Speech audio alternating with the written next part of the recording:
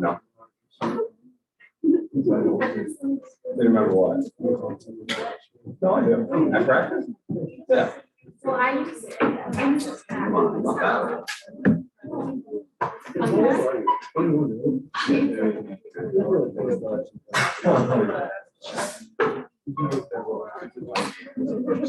I got that. Really? Yeah, one of my. All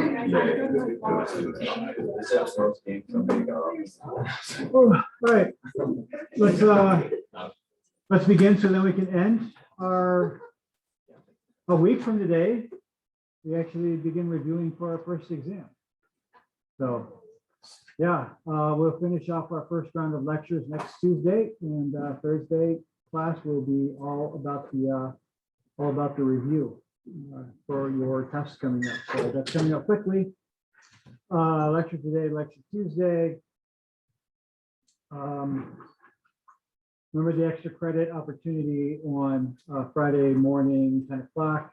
The Zoom only, there's no place on campus. We're having this thing. So me and another professor are talking about Christian nationalism. So feel free to show up. I think you probably received the guidelines for that. You know, your standard. Anytime I do extra credit, just assume you have to write a paper. I never give people credit for like just being at a place because I don't know what you're doing at that place, right? You could be, you know, texting mom for the whole thing for all I know. So you always got to write it. So that is tomorrow at 10 a.m. I'm going to record it, but hopefully people will be there for it live to take notes. All right. I think that's it. So let's get into it. So we shift our focus from European Native American relations, the other major factor of the colonial period that we should be aware of is the development of slavery in North America. And slavery is developing throughout the Americas, South America, Central America is where it's going to develop most extensively, but it is, at least early on, early on, it's going to be that. In North America, we're going to see that it takes some time for it to develop. But I'm getting ahead of myself. To talk about the development of slavery in North America, we first have to talk about the transatlantic slave trade that makes African-based slavery in North America possible. And to do that, we need to talk a little bit about Africa. So a few things, just kind of 3 highlights about the slave trade, and then we'll get into a North American context. First, understand that the Africa that Europeans begin encountering in the 1400s and 1500s, where the slave trade will begin, the Africa that they're encountering is not that different from the Europe that they're leaving behind, right? Why are Europeans venturing out and going to Africa? Same reason they went to the Americas. They thought they were going to get a quicker way to China. Instead, they kept bumping into this landmass called Africa. And just like with South America, they found that Africa had things that Europeans wanted. So they kept coming. Portugal in the mid 1500s will be the first state in Europe to kind of legalize the slave trade, but that's not initially what they're coming for. We'll talk about that. But when the Europeans are coming in the 1400s, they're kind of I want to say discovering, because it's not like Africa was just like hiding in space somewhere. Like it was here. We're kind of rediscovering it, or Europe is rediscovering it. Africa used to be a part of the Roman Empire at one point. So the rediscovery of Africa by Europeans, they will not recognize this. It's easy for us, in retrospect, with the bird's eye view, the historians and scholars view, to see this. But the reality is Africa was not that different from the Europe they're leaving behind, right? Europe at this time was developing more complex social systems. Yes, they had towns and villages, but they also had states, and they were building also as well, larger states, even empires. Africa was too. Africa was not a bunch of people running around in little tribes, and that was Africa. No, I mean, just like we saw with Native Americans, and just like with Europeans, Africans had multiple levels of a kind of political and social belonging. Yes, they had their families, they had their tribes, but they also belonged to regions, to states, and to empires. All right, there were 2 empires at the time that Europe is rediscovering Africa. The Mali Empire of the north, the Congo Empire of the south. And Africans understood themselves as belonging not just to particular tribes, but to these larger groupings as well, too. So in other words, they had ways of belonging that were just as complex as were Europeans. All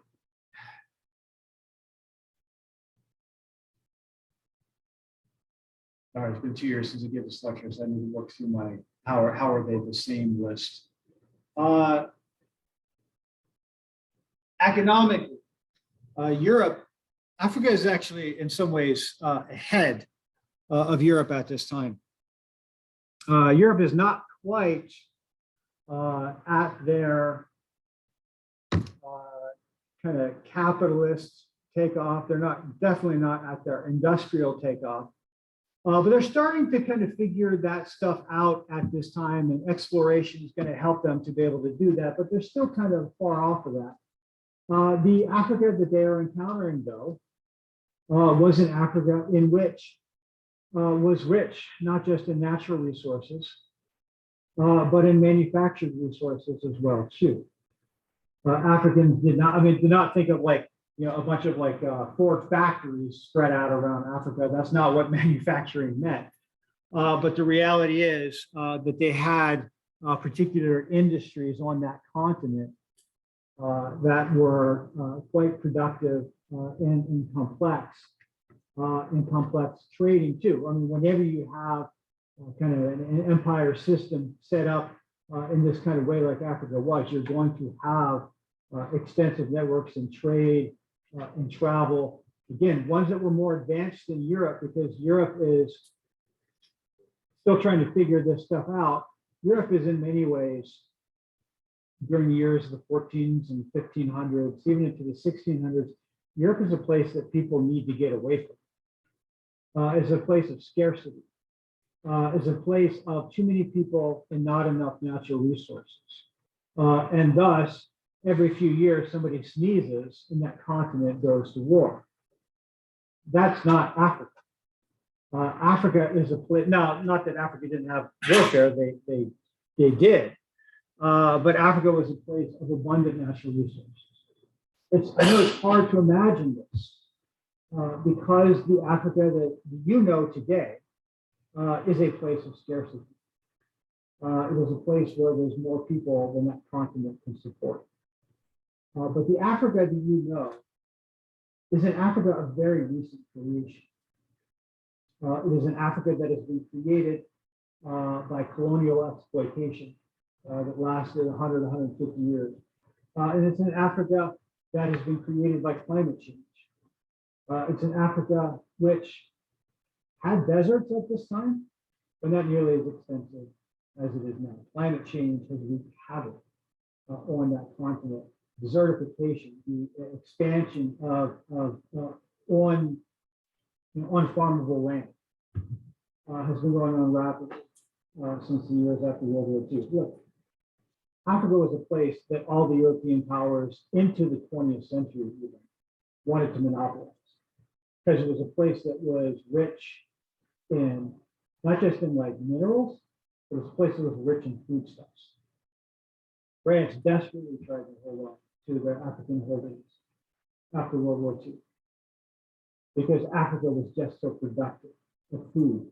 Africa was a place, even into the 1950s, which was a major exporter of foodstuffs to starving people in other parts of the world. Africa today is the leading importer of food from other parts of the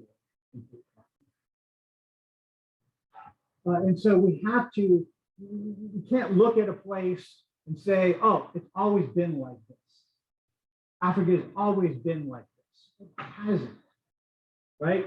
At the time that the Europeans are rediscovering it as a place of a self-sufficiency and abundance, in a place that had mastered its landscape much better than Europeans had to that time. Europeans are behind the Africans at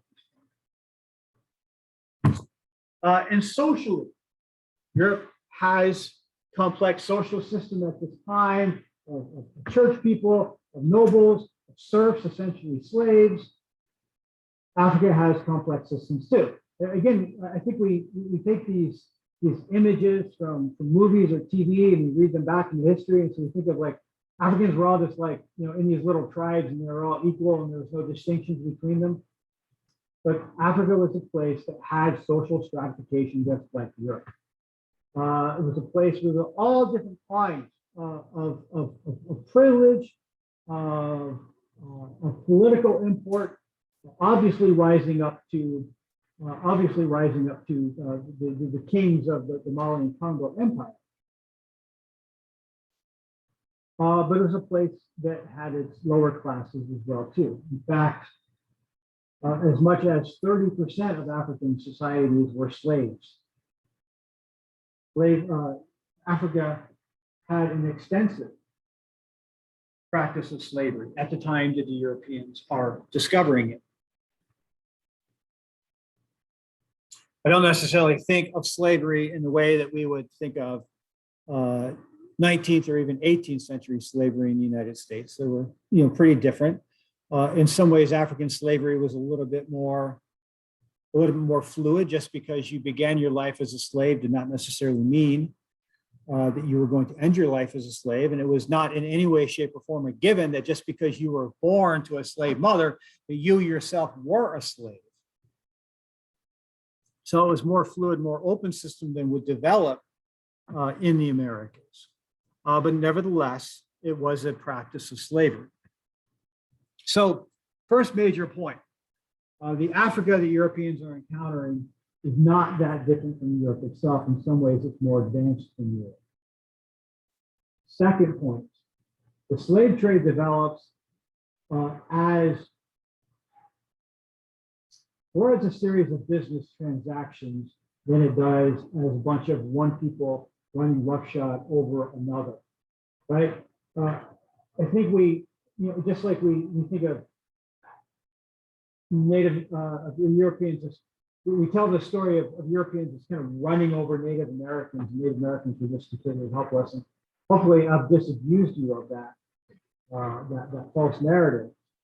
We would be amiss as well if we thought that Africa was just there helpless and the Europeans came in and just did whatever they wanted to on that continent. That this was not the case. And again, we want to go to these tales of military superiority, but these are tales that did not really. Happy birthday! I'm glad you're still alive.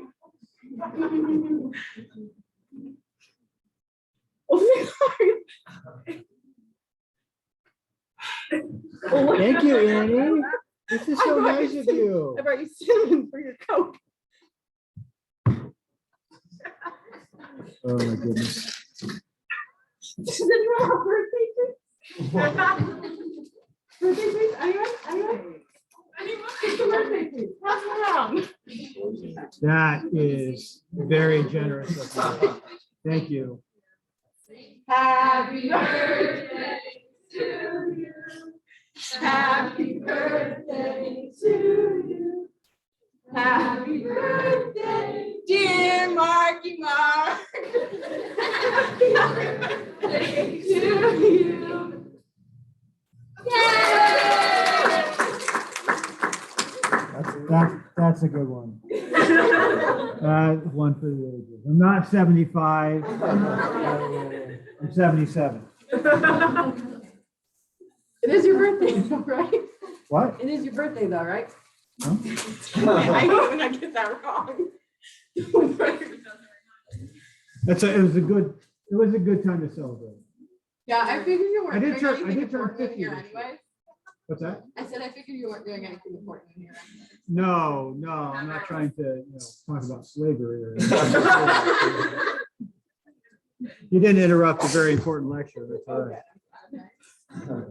Are you supposed to be teaching your own students? Yeah, I got fired. No, that's a joke. We have too many kids, so our school shut down until Monday.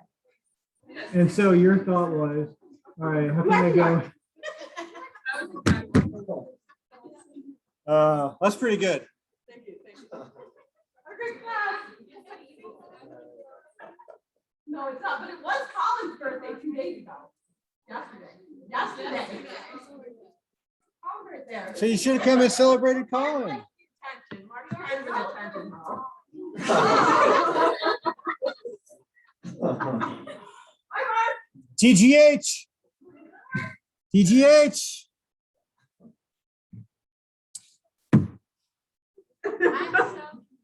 That was the bane of my existence.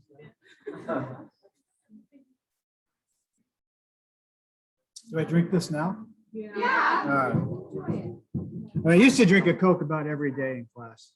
But I also used to be 50 pounds heavier. Yeah, why the cinnamon? Oh, cinnamon Coke, Bulgaria. Annie was in Bulgaria and everyone loved the cinnamon Coke. I'm not putting cinnamon in this, by the way. All right, where were we?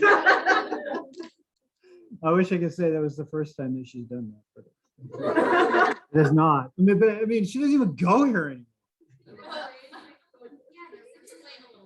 What's that? No, it's not my birthday. It's not even close. My birthday's in May. And I got a little bit of time to go yet before I hit. I'm hoping I don't make it to 75.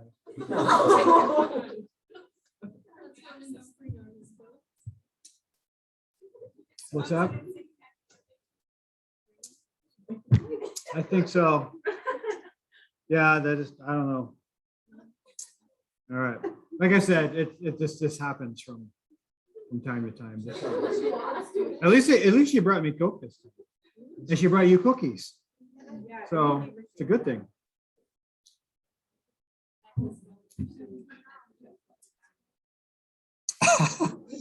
All right, let's get back to it.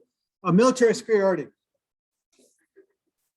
Look, military superiority, and we already seen this in this class, it is relevant to your surroundings, right? A musket is great in certain contexts. It's not necessarily great when you're running around the woods of North America. Bow and arrow, a little bit more effective. A Portuguese man of war, they shoot these wonderful cannons with gunpowder. Really good in certain kinds of battles, not necessarily in Africa. So I think the Portuguese would have liked to engage in raiding parties, run into Africa and do whatever they wanted to the people there, but Africa would not let them. So Portugal would sail their men of war into the African continent, but the kings of their empires would send out their navies.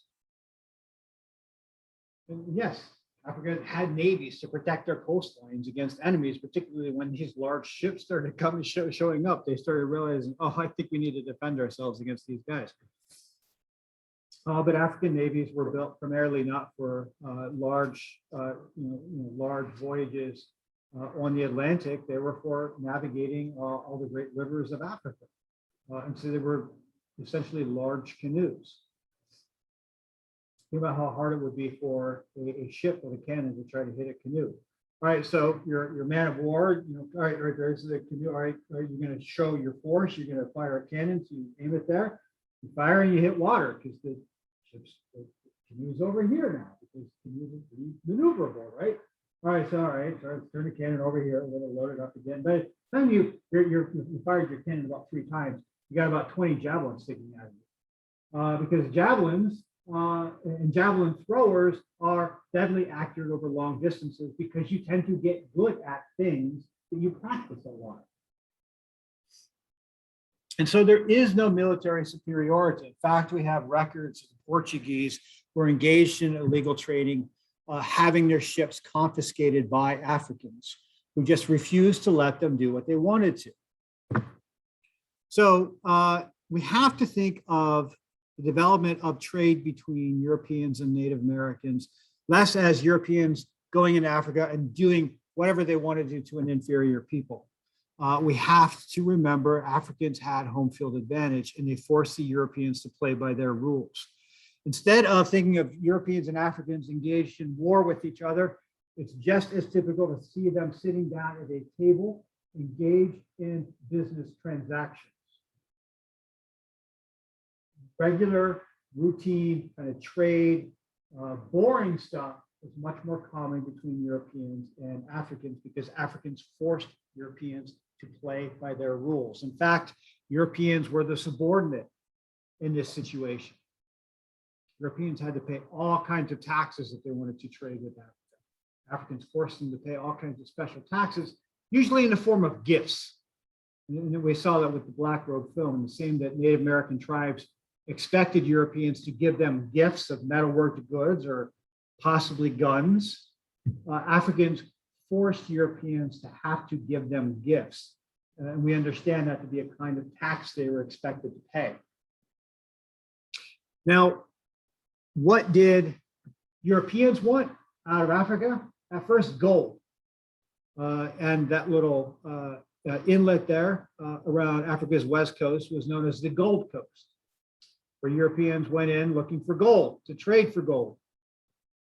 That's where gold would eventually become in the form of slaves. We know what Europeans want. It's very simple. They wanted gold, and eventually they wanted human beings. What did Africans want from the Europeans? Here's the thing, they didn't really need anything. They didn't really need anything. So, but they, are you familiar with like people buying things they don't need? Anyone? Well, no one in here would, but maybe the person sitting next to you, or maybe your roommate, maybe your friend from back home. Have you ever known them to buy something that they didn't need? They bought it for, I don't know, maybe have you ever traveled and like bought like a souvenir? right? Just because you could. I mean, is it really that important that you had that thing, but you bought it maybe as a because you could, because it was curious or whatever. I don't know. African trade with Europeans was not necessarily rational in the sense that they needed things from Europeans. In the same way that Americans engage in conspicuous consumption, right? It's not just enough to have a car. I need a Tesla or a Mustang.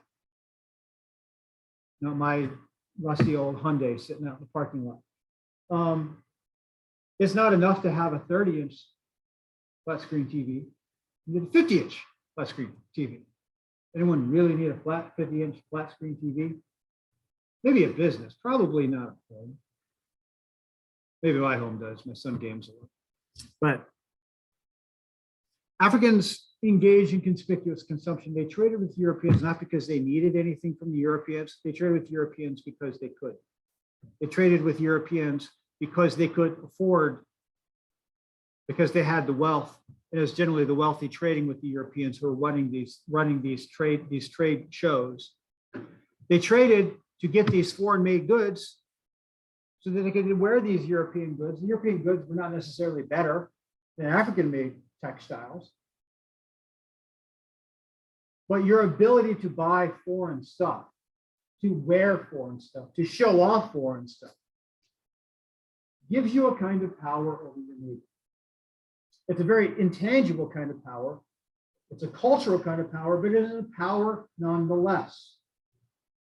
Having a better car than your neighbor, having a bigger TV than your neighbor. Americans aren't quite there anymore. The joke is now we try to keep down with the Joneses. We try to spend a lot of money to show that we are not conspicuous consumers, but we are. It's not like in the 1950s where we were very ostentatious. You wanted to make sure that the neighbors saw you carrying a large TV into your house. You wanted your neighbors to know that because it gave you a kind of power and status over them. Africans were engaged in exactly the same kinds of activity. We know this because Europeans complained about African consumers.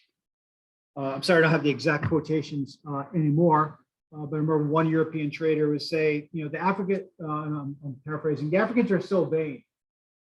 At one moment they want this and then they want that. And it's really frustrating for us because we think they want this one thing. And so we make a lot of it in Europe and then we ship it down to Africa only to find out that Africans don't want that anymore. Their tastes have moved on.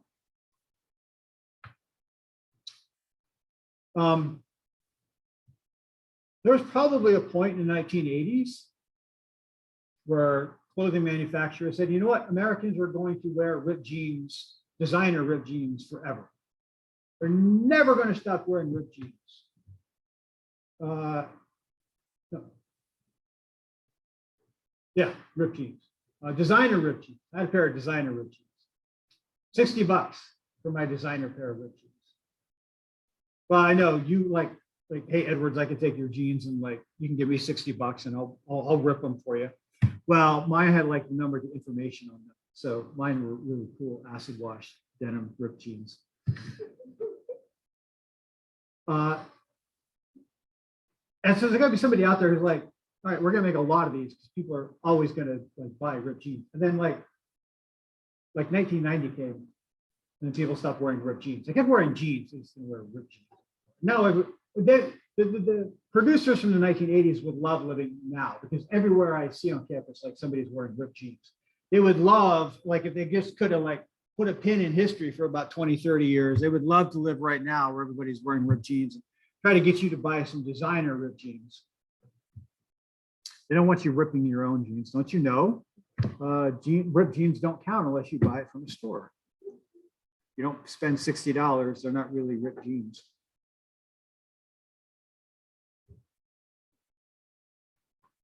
Look, Americans did invent conspicuous consumption. Different groups and different peoples throughout history have engaged in this kind of behavior. And part of the history of the slave trade is was Europeans convincing Africans to engage in conspicuous consumption is what allowed for first a trade in gold and then eventually a trade in human beings to develop. So we've gone through 2 points so far about Africa. One, Africa was a place that was like Europe. Two, trade relations between Europeans and Africans were much more normalized. Eventually raiding parties and things like that would come on, but that would take about a couple hundred years. That's not until probably the 1700s that develops. Third thing is that Africans were willing partners in the development of the transatlantic slave trade. The slave trade was not Europeans. It couldn't be, from what I just said. The slave trade was not Europeans going and kidnapping Africans and then bringing them into the Americas. The slave trade was Europeans going to Africans and saying, hey, will you sell us human beings? And Africans saying, yes, we will sell you human beings. That's the only way the transatlantic slave trade in Africans could have developed, because Africa controlled Africa. They controlled their populations. If they didn't want to trade people, they would have been trading people. But when Europeans started asking, Africans were more than willing to trade people. And you say, how could that be? How could Africans trade their fellow Africans to these foreigners, these Europeans? How could they trade away their brothers and sisters in this way? What's the answer to that question? What's that? They had slaves already. Who were these slaves? Look, this idea of African is just as problematic as the idea of Native American. We think of Native Americans like all these groups are all the same. They weren't, right? They had many different levels of political and social belonging that brought them into all different kinds of conflicts. Africa is the same. When Africans traded people to the Europeans, they weren't trading their brothers and sisters. They weren't trading members of their own tribe or even of their own empire. Generally, what they were trading were prisoners of war. How is it most likely that a person ended up a slave in Africa? Only because you were captured in the war.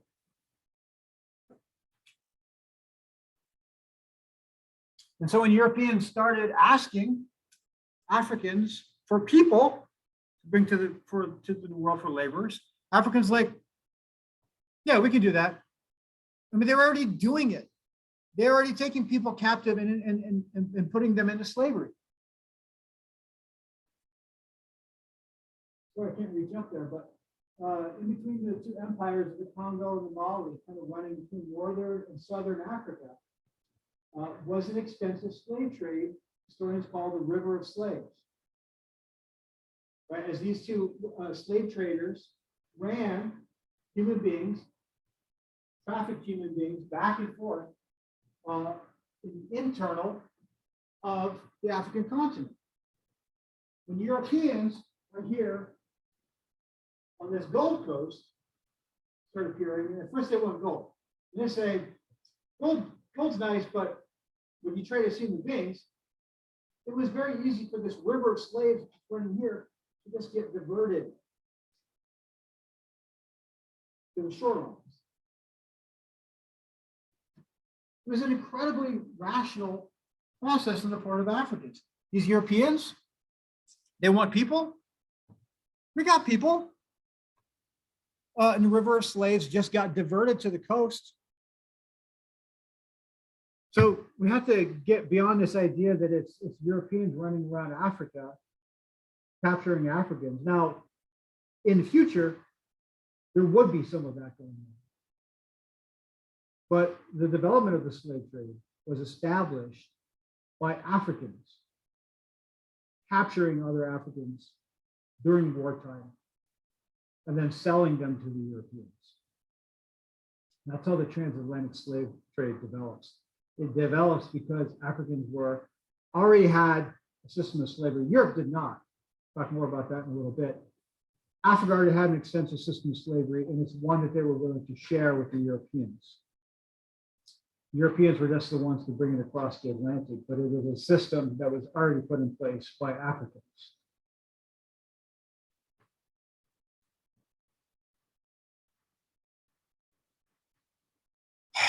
And so out of this develops the transatlantic slave trade. A trafficking in human beings that would run from the late 1400s until I think it winds up for the United States, it winds up in 1808. For other countries, it's a little bit later than that. If you wanted to put a date on it, I would say maybe 1850s. On the time of our Civil War, the international slave trade is kind of drying up. Even the Southern Confederacy, the slaveholding republic, they would even ban international slave trade at that point.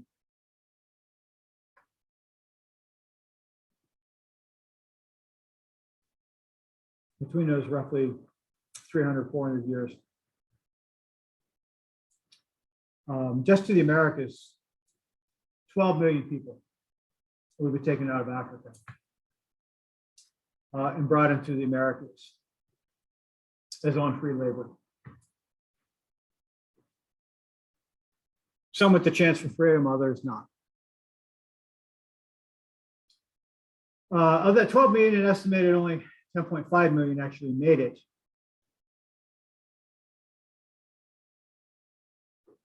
The path of the transatlantic is filled with literally more than 1 million dead Africans who were lost during the Middle Passage. Ships, slavers they were called, would deliberately overpack their ships, understanding that some people were going to die. And when they died, they just threw them overboard. Estimates are 1.5 million Africans did not make it. They died during the Middle Passage. When Killmonger tells Black Panther, hey, bury me out in the ocean with my ancestors. That's where that comes from. Over 1 million Africans who died in the Middle Passage over. This is not some kind of aberrant history or something that's like, wow, it's terrible that that happened, but that's not the story of the modern world. No, that is the story of the modern world. The transatlantic slave trade is the story of the modern world. There is no other story. That is the story of globalization, right? Globalization is not something that just started happening in your lifetime. The word is, right? We started using the word global around the 1940s, but globalization has been around extensively before that time.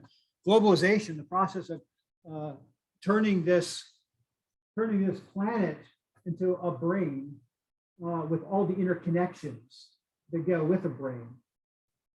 That had been going on for a long time. Human beings have been trying to connect disparate parts of the world for a long, long time. And when you understand the long history of globalization, you see that there are times in the history of this planet where nothing much is happening, like things are sleeping, and then like somebody, like the planet drinks a Red Bull or something, and things just speed up. That's the transatlantic slave trade. That's the triangle trade, as it was called. Remember the triangle trade? Coach teach you about the triangle trade? Yeah, it's one of those things that it's always funny what ends up being like the thing you have to learn in American history class. But for some reason, triangle trade is one of those things. I just wish that they, kind of gave the. Well, I'm going to put something. A triangle where Europeans brought manufactured goods to Africa, picked up human beings, brought them into the Americas. Most Africans go to the Caribbean. Most Africans go to South America. And what is picked up is in the Caribbean and in South America, sugar. We take sugar for granted. Sugar was absolutely crucial to the development of the triangle trade and to human trafficking. European sweet tea drove the slave trade forward. So sugar production in the Caribbean and eventually tobacco as well too is driving this forward.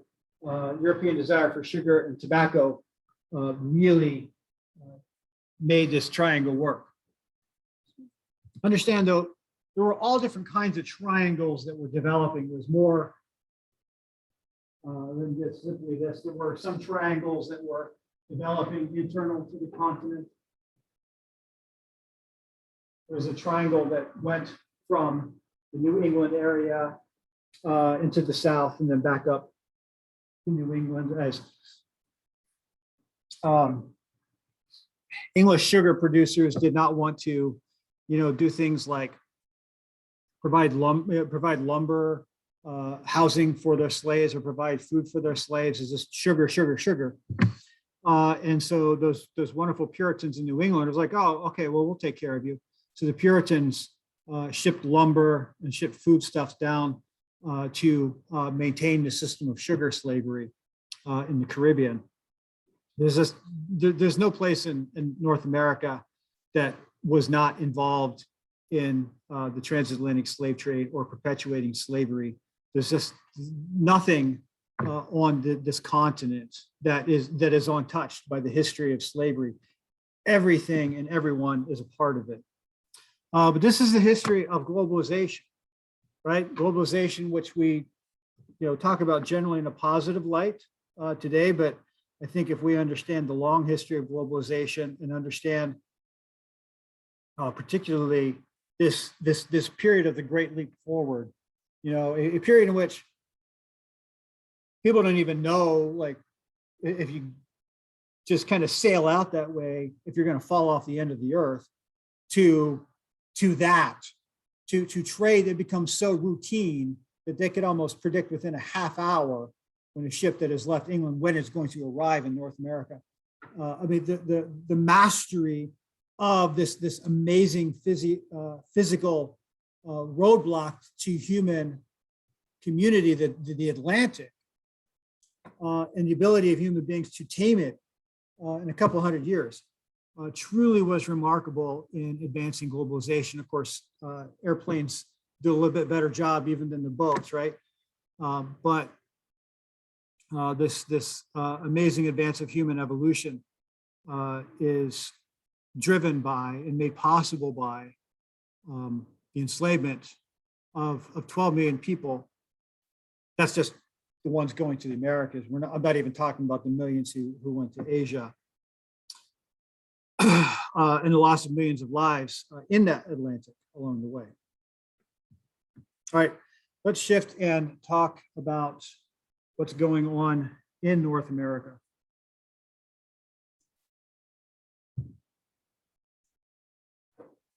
First up, some numbers.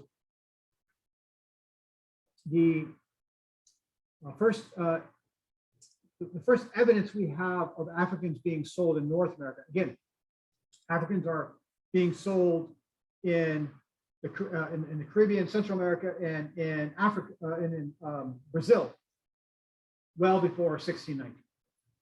In North America, the first year we have evidence for Africans being sold in. I'm going to talk about like the Chesapeake. When you hear Chesapeake, think Virginia. Okay. The first evidence we have is year 1619.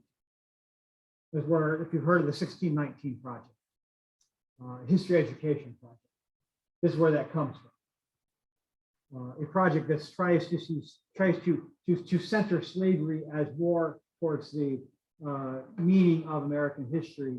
The counter to the 1619 project is called the 1776 project. Your textbook is the official textbook of the 1776 project.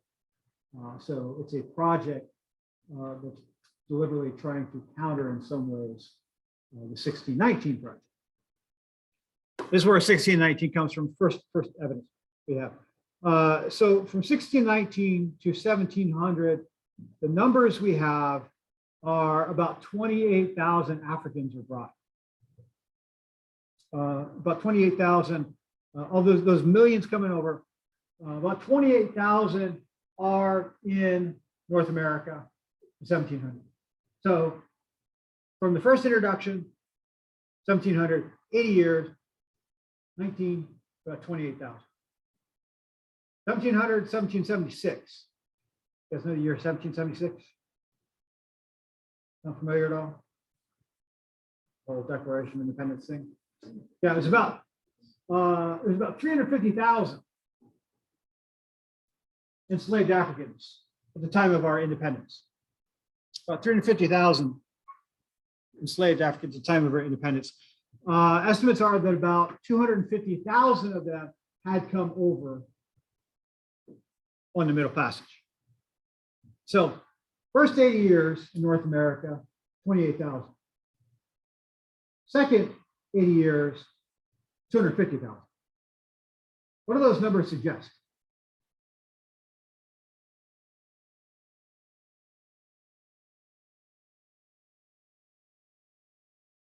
What might we be able to glean?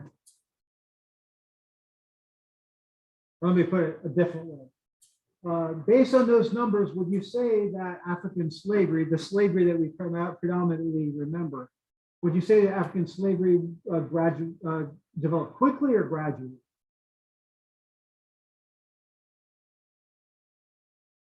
Based on those numbers. Not a trick question. First 80 years, 28,000.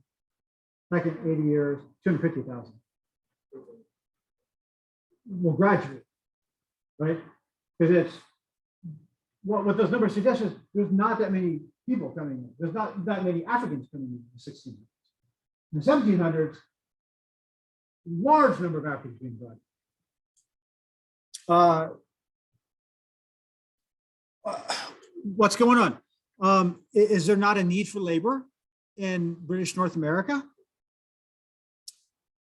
Of course there is a need, right? I mean, they're trying to build England from ground zero.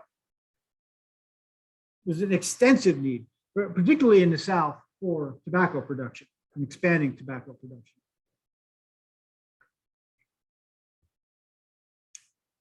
So where the laborers come from? Who's doing all the work in these colonies that you guys wrote about for last week? Who's doing the work? It's not Africans, or at least not in any great numbers. So who's doing the work? Native Americans. The Spanish had enslaved Native Americans in Central America to mine the gold. The English are trying to enslave Native Americans in North America to do whatever kind of work. We're used to thinking of slavery as a Southern phenomenon. Actually, the first, look, there is no slavery in England at the time of colonization. When Jamestown was settled in 1607, when Massachusetts settled in 1629, there's no slavery in England. At least there's no kind of lifetime hereditary slavery. There is on free labor, but it doesn't take the form of slavery. So we have to get past this idea of a continent that practiced slavery, just transporting that over into the New World. They did it because slavery was largely a dead institution in Europe at this time, certainly wasn't England. Slavery is something that English was going to have to build once they got it. And they did pretty quickly. But the first colonists to do so were not in the South, they were in the North. The first colony to legally recognize slavery, permanent lifetime servitude, was Massachusetts. The Puritans and their godly community and stuff, in their 1641 Body of Liberties. They established the idea that somebody taken as a prisoner of war could be held as permanently on free. Who's being taken as captive of war in 1641? Native Americans. The Puritans are not only practicing Native American slavery, they actually are even running a slave trade. The Puritans captured Native Americans and sold Native Americans into the Caribbean.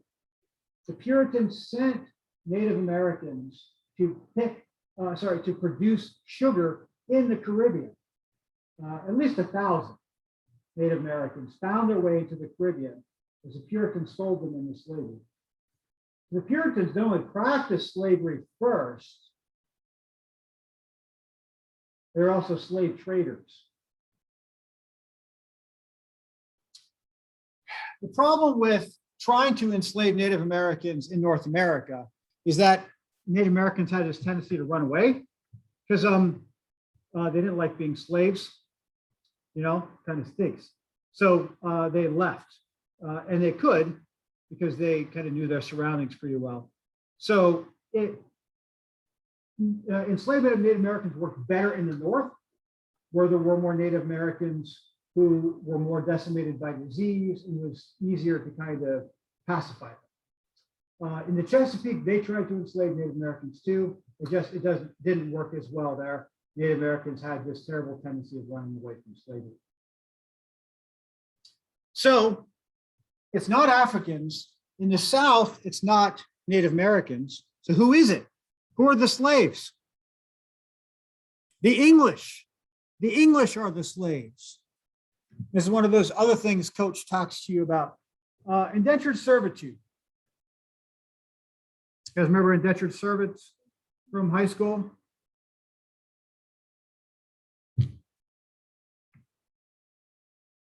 Estimates are by 1800, over 50% of Europeans who came to the New World came as indentured servants, came as a form of on-free labor.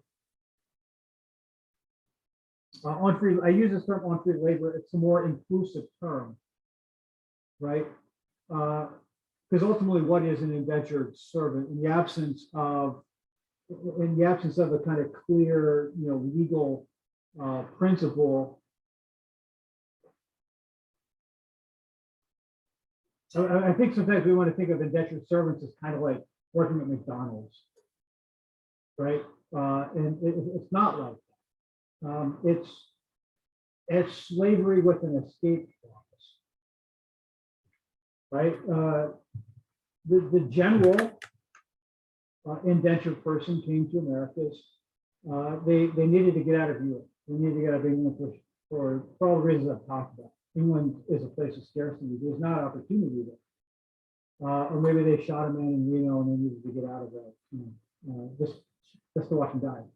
And they had to get out of the country. At least one person. They needed to get out of England and quit. So they indentured themselves, and this was a kind of contractual labor, right? There were indentures. I, this planter in the New World, will pay for John's passage, and John will work for me for a period of, it's usually measured in years. Sometimes we think of it being 7 years. The only reason we think of it as being 7 years is because eventually the English do set down some like, right, no indentures after this age, like after age 25, I think. Because your average age of indenture is somewhere around 18. That's how we would get to 7 years from. The reality is the indentured contract could last anywhere from a couple of years to even longer than 7 years.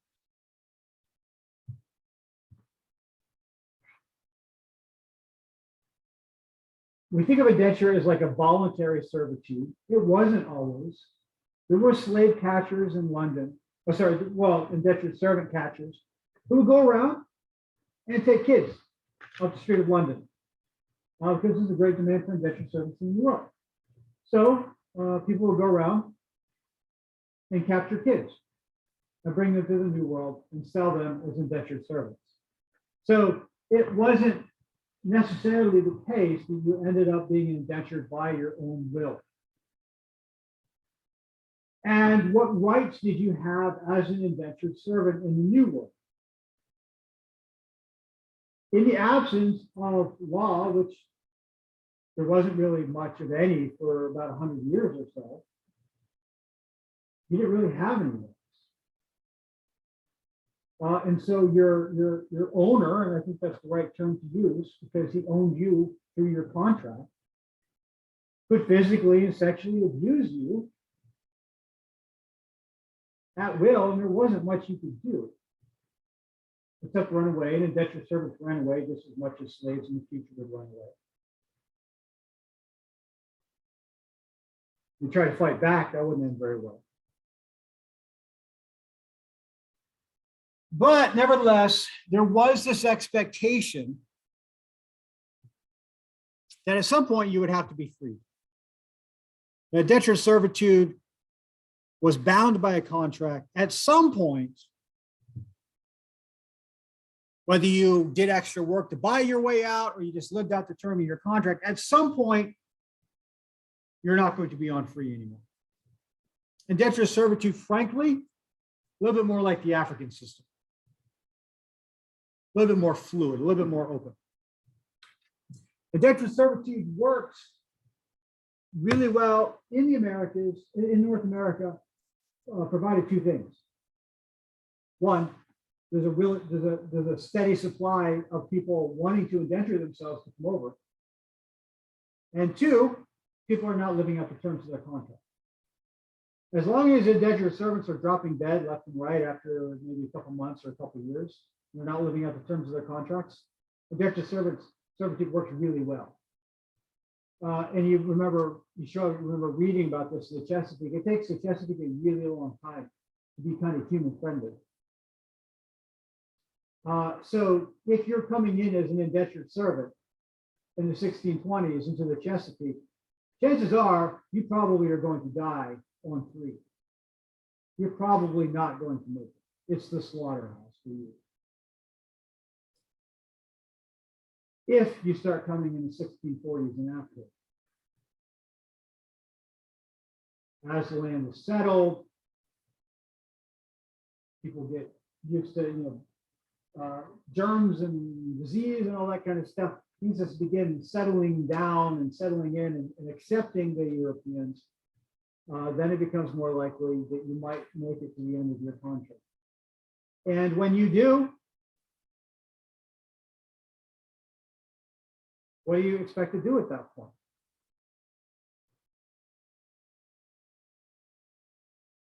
You want to do what the person who just enslaved you did.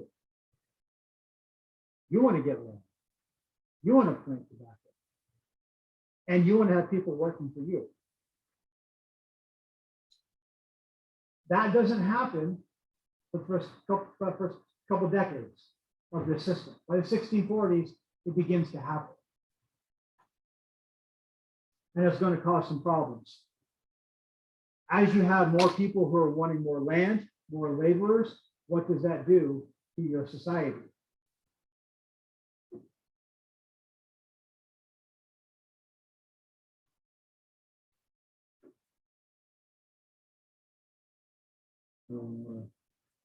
Take that answer on.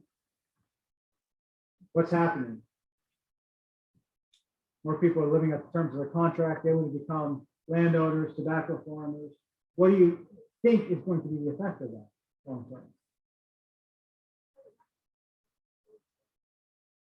Be shortage of laborers, right? Some more competition for laborers.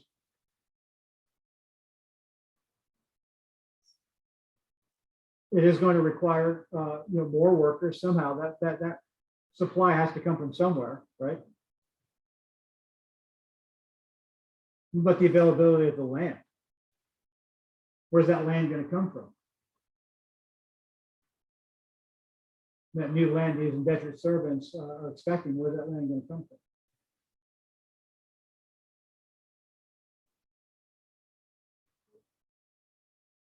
Yeah, it's going to come from the west, right? Increasingly, the colonists are going to have to move away from the really nice land that grows tobacco really well. Increasingly, they're going to have to move more interior to worse land and land that is already occupied by other people. Put a pin in that. There's a couple of ambiguities in the early Chesapeake. One of those is this is a society in which slaves could become masters.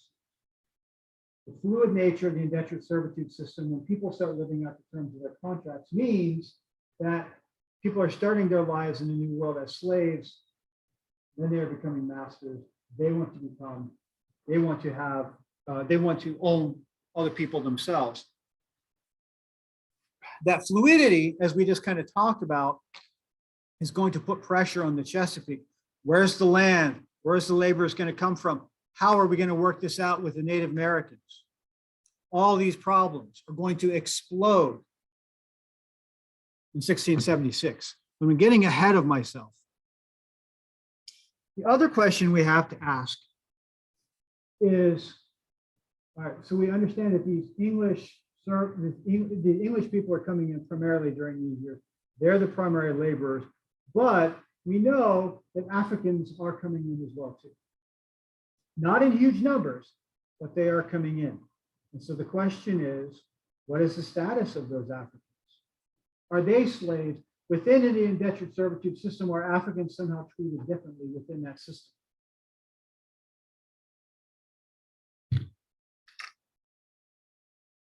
And the answer is the typical historian's answer, yes and no. Yes, Africans were treated differently than English indentured servants.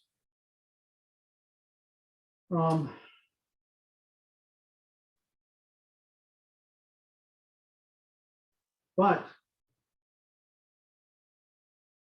at least early on, there's no recognition. There's no legal justification for just because Africans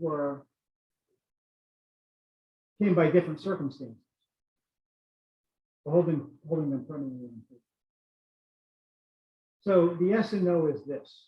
Yes, Africans were treated differently than English servants, but as best as we can tell, the best evidence we have is that Africans themselves were treated as indentured servants, meaning that Africans brought and sold in the New World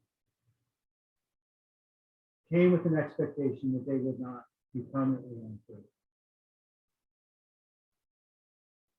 That they were not hereditarily, permanently slaves,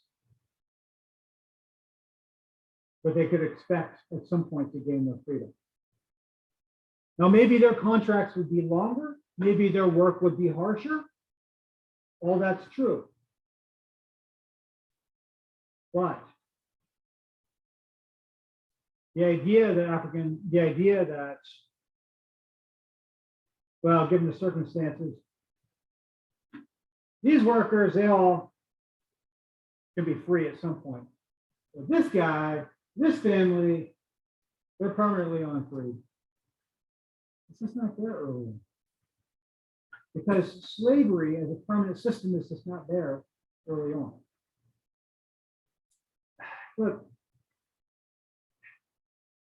to develop a legal, social, cultural system that tolerates or actively endorses holding a fellow human being permanently on free, holding their children permanently on free, and hereditarily on free. That's a really big leap in intellectual and moral endeavor. It's really hard to say to another person, I own you, and I own your kids. Especially when that system is not in place. Now, there's a tradition of it, there's a memory of it, but it's not in place at this time. And so getting to a place where you're going to start saying again, I own you and I own your children forever. That's really hard to work out. Because, you know, the thing that kind of stands out about human beings is that we all pretty much look and act the same.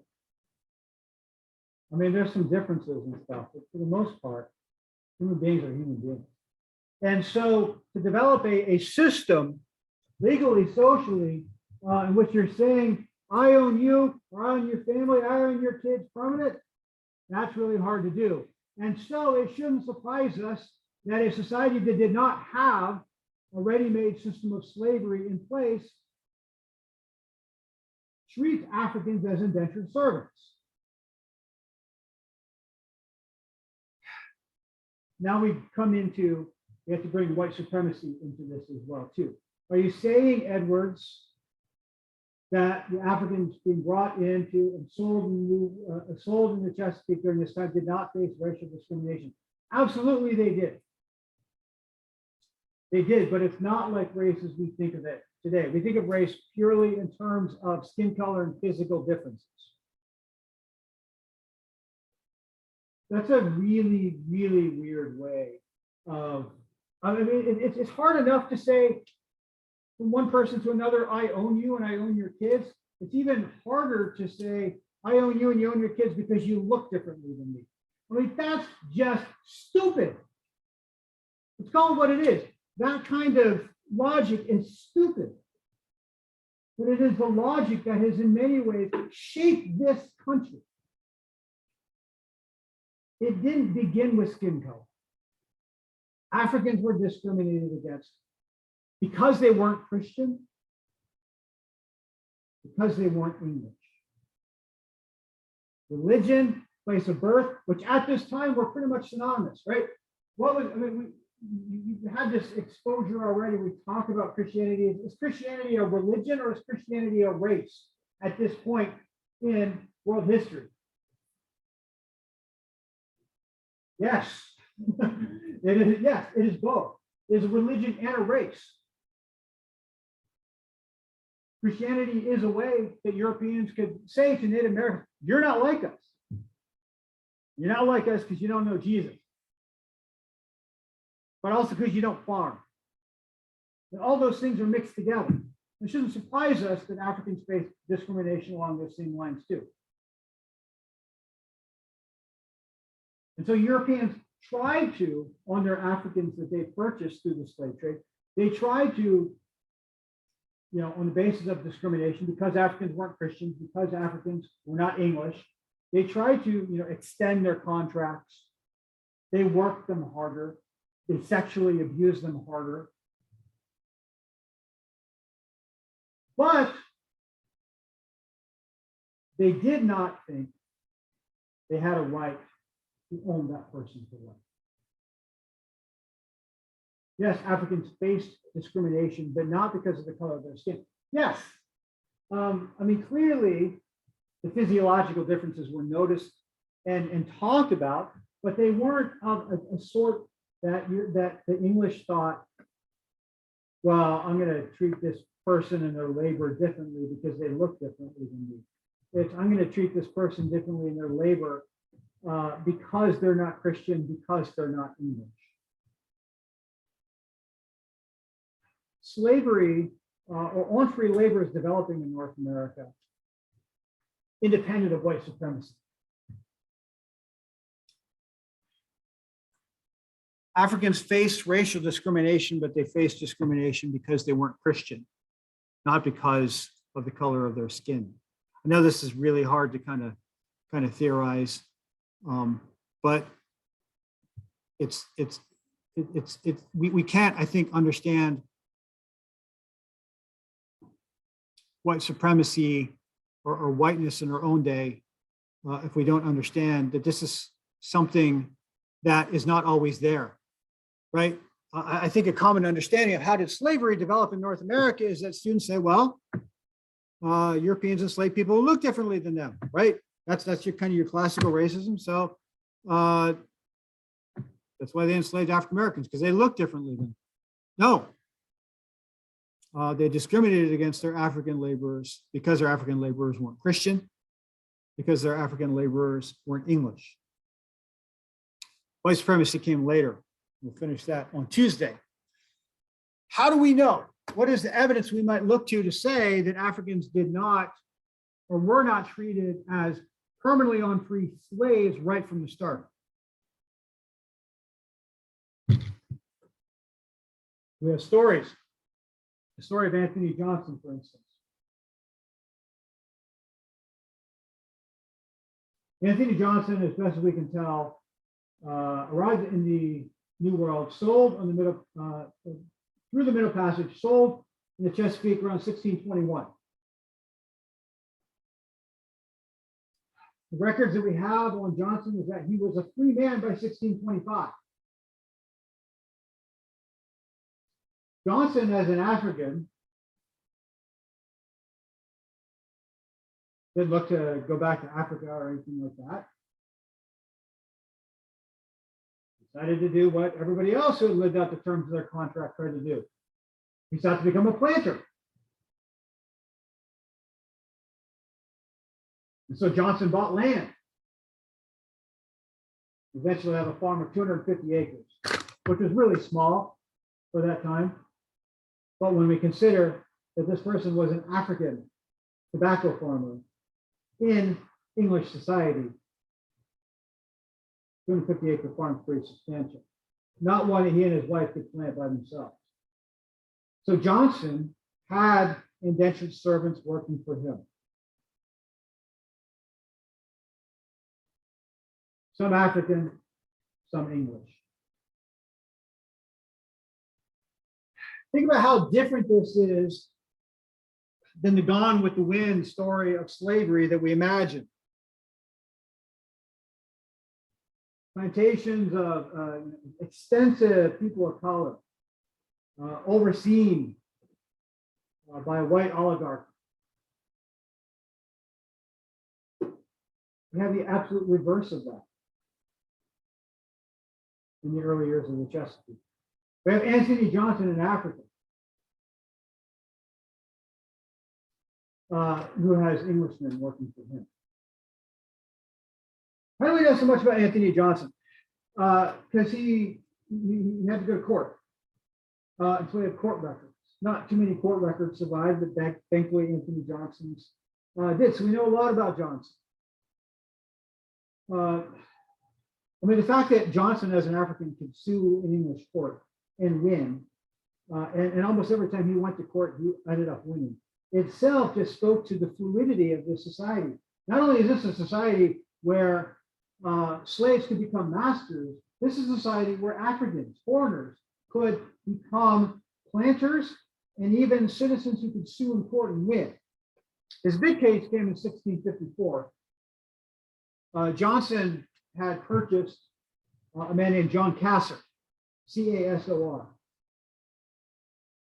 And Johnson, Casor, well, he didn't like Johnson very much. So he ran away to another farm. And Johnson kind of deliberated what to do. Eventually decided, you know what, I'm going to get Casor back. So he took Casor to court. The only record we have of Johnson's words are this. Johnson argued before the court, I have ye Negro for life.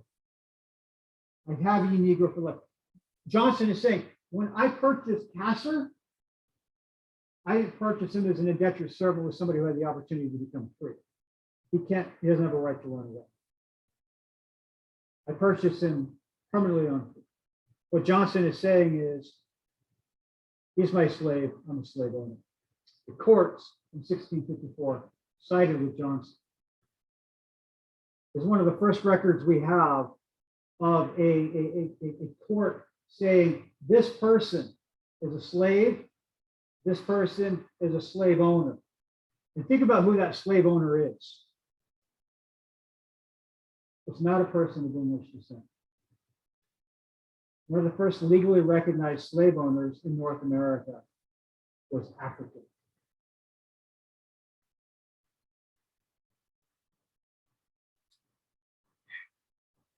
I wouldn't go so far as to call the Chesapeake multiracial. Definitely not integrated. But there were more than Anthony, just a whole book, the whole book on this, Mine Own Ground.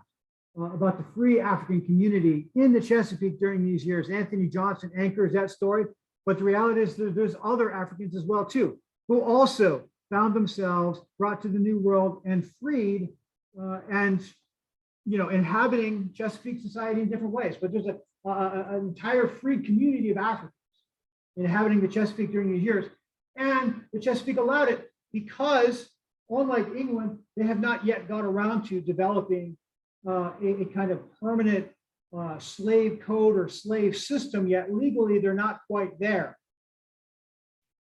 And I think it has a lot to do with the fact that Africans are not coming in that great a number. So there's not a great pressure on the Chesapeake powers that be to kind of define the status of Africans. And so they're relying upon their ready-made system, and their ready-made system is indentured servitude.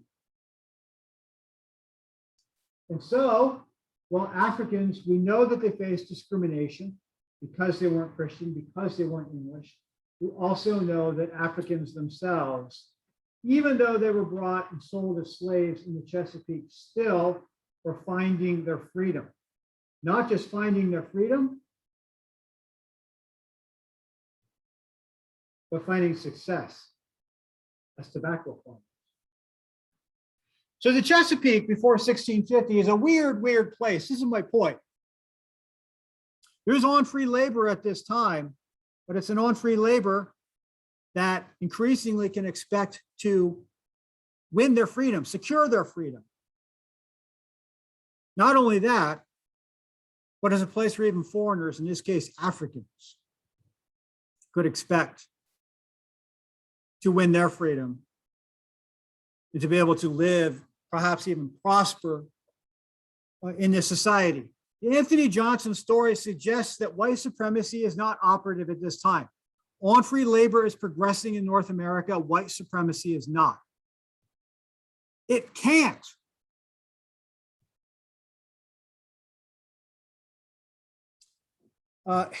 And so the linkage, if you will, between slavery and white supremacy is not established yet. I think, if I had asked before class, usually what people say is, well, the racism came first, and then the actions came later. And this is generally how we talk about racism. Why did that person act that way? Because they're racist. It's just as true that people act in harmful ways towards each other. And then the racism comes along as a justification for that action. And that's not an interpersonal kind of thing. That's something that had institutional status in American history. On free labor is developing here in North America. The English are moving their way towards a system of permanently on-free hereditary labor, but it is unlinked from racism as we know it. It's unlinked from physiology. It is very much tied to religion in place of birth, but it's not there yet. When Anthony Johnson here is suing in court for John Castor, it's a weird place. It's a weird place for even an African to become a slave owner. So the question then is, what happened, Edwards? What changed? If the Chesapeake early on was not developing in a way in which Africans were going to be, kind of the permanently on free, if it was developing in this kind of much more hybrid kind of way where the slaves were white, the slaves were black, and none of them were permanently slaves, and what changed, what happened? That's the story of Tuesday's lecture, but I want to give you a little bit of a highlight. We will be talking about,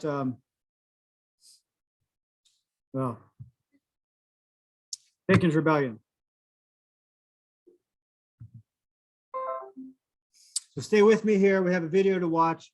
I'm not going to go into all the details of Bacon's Rebellion, but I do want to show you a video to help you visualize this Bacon's Rebellion.